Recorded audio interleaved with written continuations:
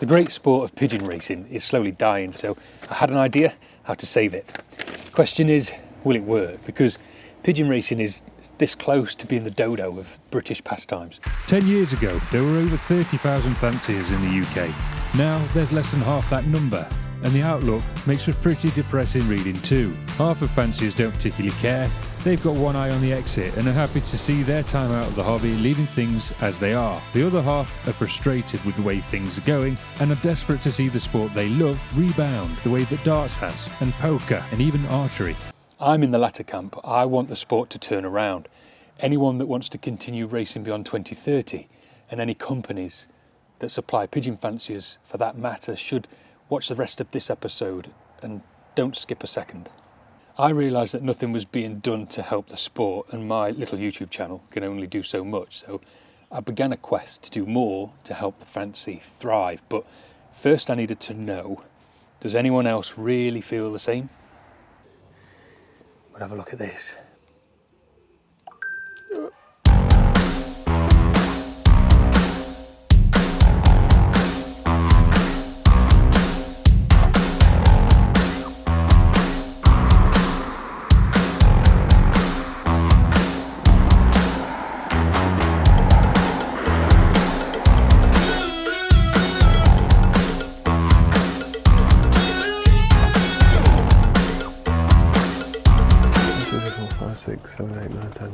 I think there's 2 in the tree. I'd driven down to Cambridge to see Tim. He was just getting started in pigeon racing and had messaged me on the Facebook page with similar worries about the future of our sport. So when I first told Kate that I was going to start racing pigeons, I think she thought it was a joke because I'm always coming up with daft things to do, but the idea became a reality when I was on my way up to Newark with a trailer on the back to dismantle that loft and bring it home, and then one thing leads to another, doesn't it? And now she comes out and sees all the timber when I'm building another extension, and very supportive, to be fair. She'll let them out if I can't, and I think the sport, if it's not careful, is going fade into the distance until there's nobody else left to race against. And I think I'm desperate to try and get some people my age into it. Obviously it's difficult, to do it around work and stuff, but it can be done. I don't want to see it disappear. Obviously, grown up seeing my granddad do it, and I think it would be a shame for it to disappear. I think if more people could actually see it, they'd instantly be hooked. I think we need more, to be honest, in this day and age. You just need more content out there that people actually enjoy to get them into it. Who could possibly do? Who could do such a thing? Have you thought about setting up a channel or doing something? I've thought about it, but then I saw yours and I was put off, to be honest. So if anything, you're having a negative impact. Shortly after my visit, I had an operation which left me pretty much immobile for a couple of weeks, and that gave me plenty of time to mull over any ideas until I settled on one that I thought could work. But I couldn't do it alone, so...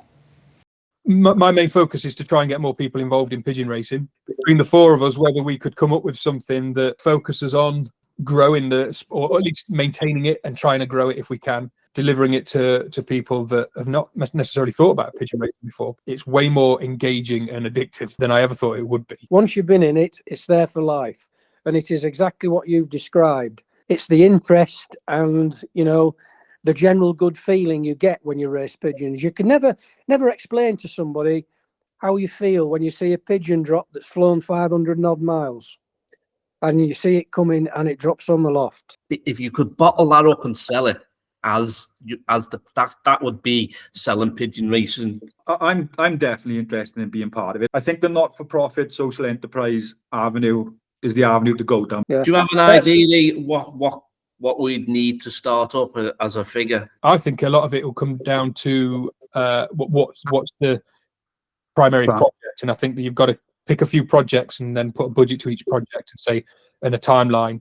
And I think the easiest, quickest one would be a loft to get donated that we can put on a trailer and a budget to go and stand at some of these shows and just have like what you said before that the RPRA had, Ian, where you've got a mobile display unit. Yeah, but rather than just a display unit, have the gazebo next to a loft so people can come along, and that wouldn't be very expensive at all. Now, I didn't want to waste a bunch of time setting all of this up if an organisation that already existed was willing and able to promote the sport. I'd already emailed the Royal Pigeon Racing Association to ask if there was anything they planned to do. I didn't get a reply. I tried again months later when I saw financial accounts that suggested too much money was being wasted that could better be spent promoting the sport. But again, no response. I have emailed them previously to find out if I can speak to somebody at the RPRA to work out what they're doing for the future of the sport and to question them on the finances of the RPRA. But so far I've had no reply, so I'm going to try calling them now and seeing if I can get them on to the Pigeon Racing TV and just see if I can interview them a little bit and find out, or somebody, hopefully Chris. Let's see if they'll speak to me. Thank you for calling the Royal Pigeon Racing Association. To enable us to direct your call to the right department, please choose from the following 5 options, and note calls may be recorded for training and monitoring purposes. Ditto. You have reached general inquiries. All of our operators are currently busy and you will now be placed in a queue. Good afternoon. Speaking, how can I help you? Hello, I was wondering if it'd be possible to speak to Chris Sutton, please. Oh, he's in a meeting at the moment. Can I take a message? Ask him to give you a call. Perfect, thank you very much. Oh, thank you. You take care of yourself. Cheers, bye-bye. Bye-bye. Right, so he's in a meeting. Hopefully he'll give me a call back. So it looks like nobody else has a coherent plan to promote our sport, and how short-sighted is that, really? So with our attempt to try and improve things at the RPRA failing, watch the video link in the description to see how that one went. We decided that now really was the time to create an organisation that has one single purpose: promote pigeon racing. Not a new union, not a new governing body. This would be a not-for-profit organisation to showcase all that's great about our sport and the history and the culture, but above all, secure the future of pigeon racing. And for that, we'd need a name, a brand and a website. You were a brave man then, Dan. Very, very rarely rings me, so there might be an emergency. We get sort of the idea that, you know, it's going to be somewhat promotional, but equally informative for like a hub almost for people to come and learn more about pigeon racing and join a membership system, etc. These are very much, you know, they can be built really bespoke to exactly how you want them to be. So it's making sure you go into it knowing exactly what you want it to do. Ian had secured us a £5,000 grant from the Welsh Government, and this allowed us to get started. We'd got some awesome branding done, and Kelvin from Ather Digital made a start on the website. Meanwhile, we had a delivery. I was listening to one that was... Right, Jasper, do you think you can lift that big box? Or this little one? Or should you go around the other side? You grab the other side of this one. Yeah, Jasper, see if you can pick that other box up. Okay.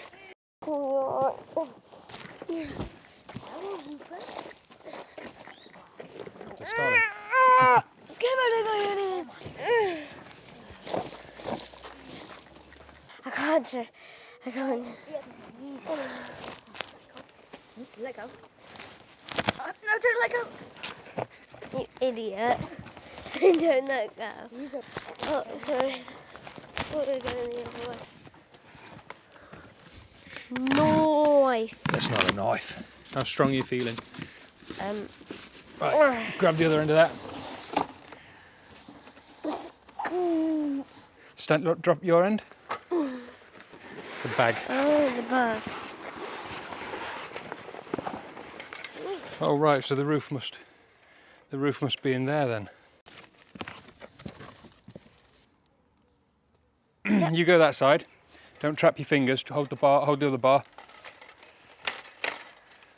Like this. Look, I think we've got to. It opens up.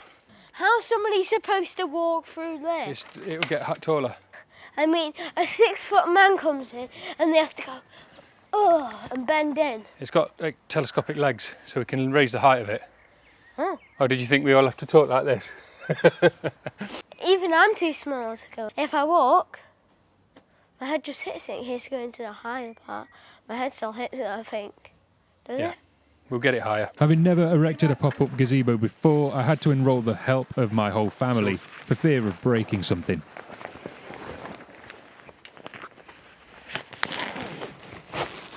There. There we go. And then lift the leg up. I can't. You got it? That's it. Then don't drop it.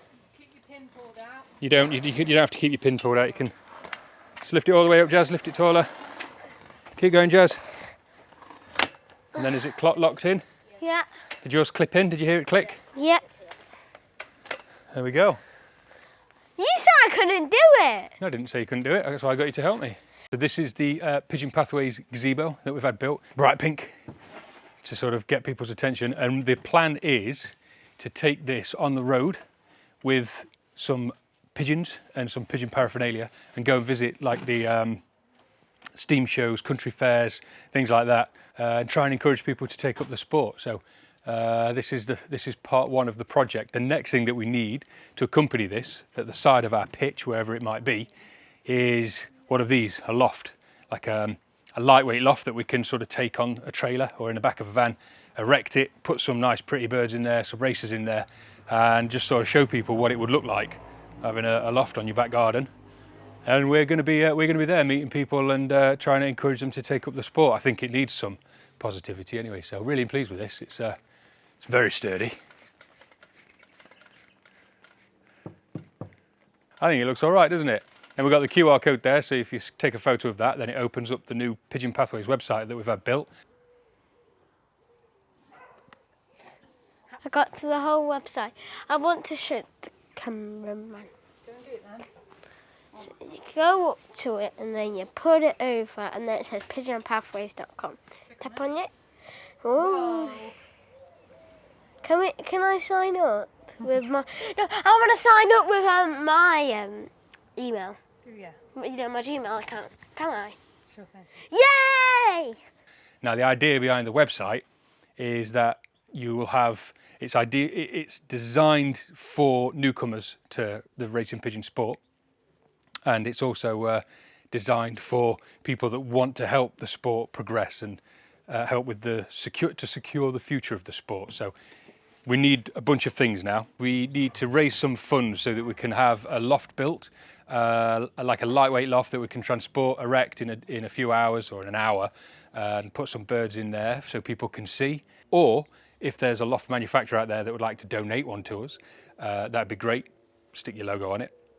Then we also need people to turn up. So if we go to these country fairs and shows, then we're going to want local fanciers that want to help in the cause of, you know, promoting the sport, come along and help man the stand basically and talk to the public. And if you're a member of a union, if you've got a union or a club and you want us to let people know about you, that you exist, one of the things that that a lot of people say is they can't find their local club, they don't know how to get hold of their local club. On the website we're building a map, so if you're a member of a club, a secretary of a club, then you can drop a pin and say this is where your club is, so people can find local clubs to them.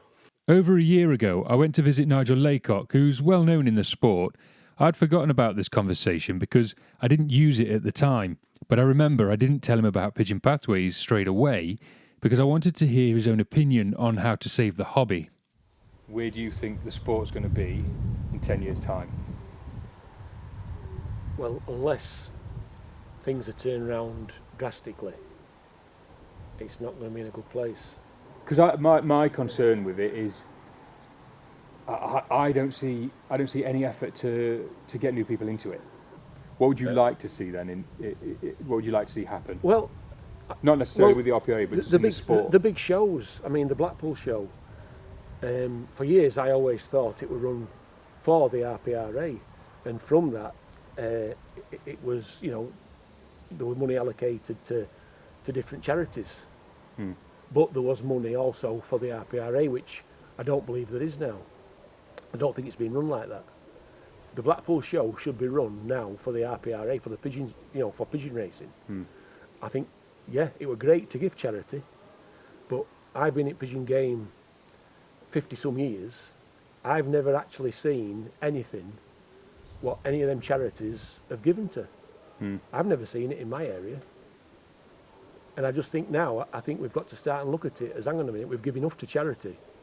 We need to now put the money back into the pigeon sport and try and revamp it. I think it'll be really, really hard. because I think it's a different. I think kids are so different today. I don't think you'd be looking at the younger generation. I think the generation you'd be looking at are people that settle down, that just want that little bit of an hobby. And I think that'd be the better, age group to go at. Yeah. No, I'm one of them. I guess that's why I kind of.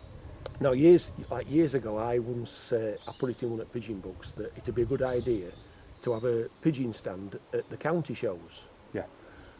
But also other things with it, not just a stand. Now, they had a stand at the Great Yorkshire Show, and it showed you pigeons in war and different things. But what I wanted, it's a 4-day now. On some of them days, have an open race, have it organised with the Great Yorkshire Show, where a small trailer transporter is taken onto the main arena. They can do it now on big screen. Yeah. Liberate the birds, and at the same time have it over on the tannoy, explaining to people exactly what's happening, where these birds are going. Yeah. And then have different lofts all there with cameras ready, where they can film the birds coming home and then put it onto the big screen at Great Yorkshire Show. Music to my ears. So that's what you'd like to see? That's what I'd like to see. Well, as it happens, for the last year, I've been trying to put together some sort of organisation that can do that kind of thing. Yep. And so it's not been, nobody knows yet, but it's been sorted. So we're now a registered community interest company, so non-profit. Right. And I've put together this, there's just a few of us at the moment.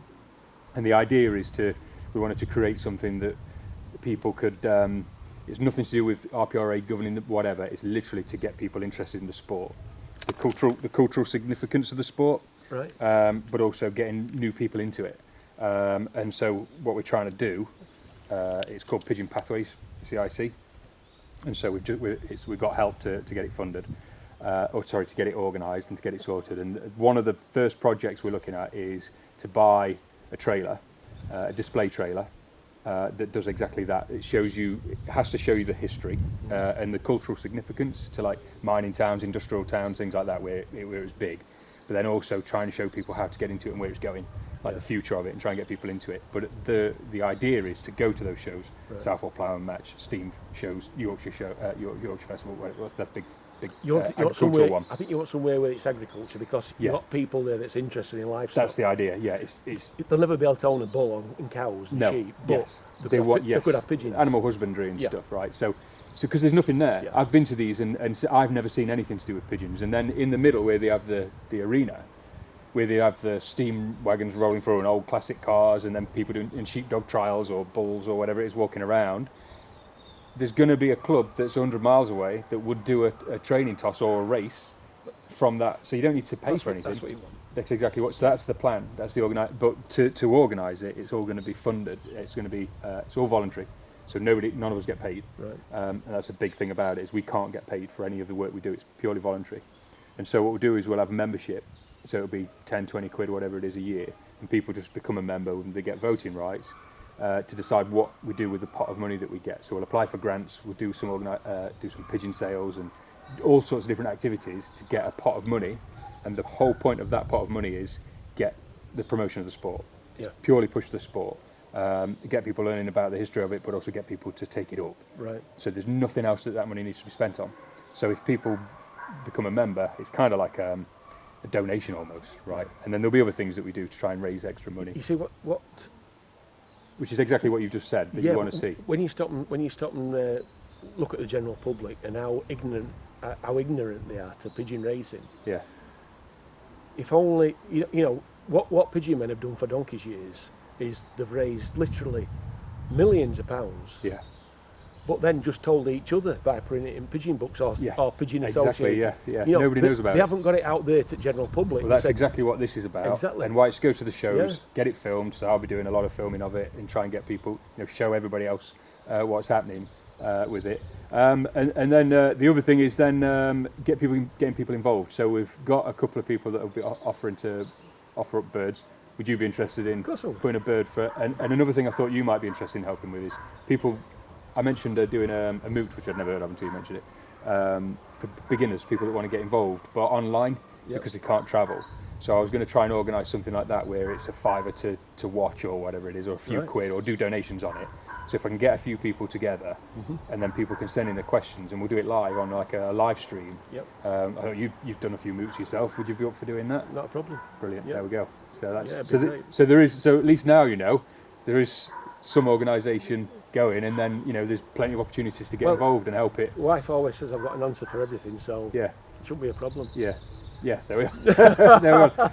So the website is almost complete, but we're going to need some help from you, the fanciers and viewers. The map of clubs needs to be populated by representatives of clubs that want to be listed. So potential members will visit the website, put their postcode in, and then they should see a list of all the clubs local to them. We can then connect the two. Now, although it's all free and all the work we've done is and will continue to be voluntary, Pigeon Pathways will need a budget. So if you want to support us, you can donate any amount you like by clicking on the Donate Now button on the website, pigeonpathways.com. And there's also an option to be even more involved, whereby you can pay to become a member. It's a one member, one vote system, and that will mean you can help decide which activities and projects we undertake to promote the sport. If you're flush with cash, then you can pay to be a member and donate a few quid too. Just to reiterate though, this is a community interest company. Myself and the other founders are volunteers, and all the rules and our articles of association can be found in the About Us section on the website. There'll be a lot more to come on the website as it progresses, but one thing I think some of you will be interested in right now is the poster.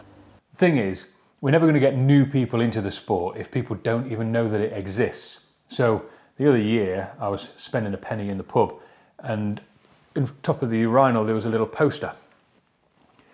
There was some cancer checkup or cars or something, and it made me think this is the perfect way to get people into the sport at a local level. So we had these posters designed. Check these out.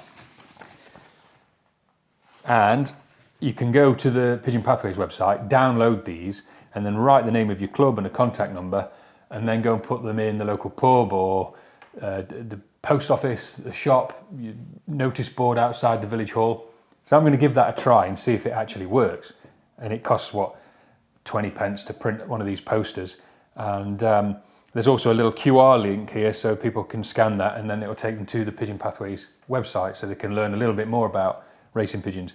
Because the truth is, unless you know somebody that races pigeons, or you regularly go to a working men's club, which a lot of people are probably scared to do, how are you going to get involved with it? How are you going to learn about it? How are you going to approach somebody? So when I first decided I wanted to start racing pigeons, I didn't have a clue how I would find where to go, and there was very limited amount of information on the internet, and it was only by chance that I drove past somebody that was training their birds. I stopped and asked him, and he told me where to go. I don't know, told me where to go. He told me to go to the pub, and it was actually that night, and I went along. But a lot of people will be intimidated by that. So this is a good way, I guess, of getting people's attention. They can find out a little bit more on the phone, give them direct access to you. So here we go. We're gonna fill this out.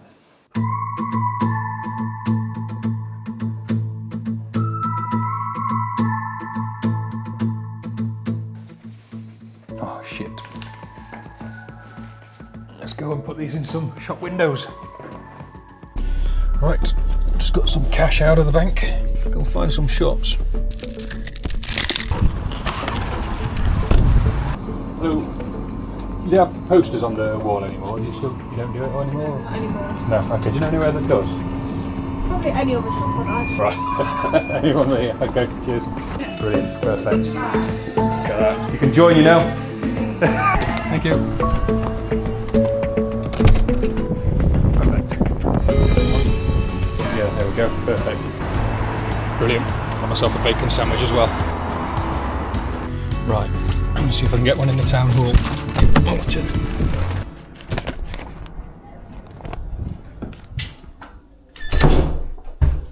Able to use the stairs. That worked well. So I spoke to a lady there, Janine, and she said she's going to photocopy that and then put it in the other notice boards that they've got around the village. And she also told me to email the editor of the local paper, send him a a photo and a little article, and they'll hopefully get that put in as well, which goes to 6,000 people in the village, so in the town. So all worthwhile. So nobody else has got an excuse. We've designed you a poster, print it off, and get yourself out there and get some more members in your club. So hopefully Pigeon Pathways can be a vehicle to promote our sport and get more flyers into the clubs. Please share this video everywhere, and more importantly, get on the site pigeonpathways.com to sign up, donate, or do both. The more budget we have, the more we can do.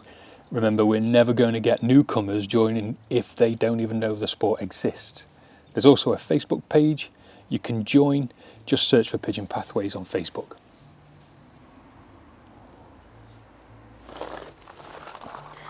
Right, let's see if this works.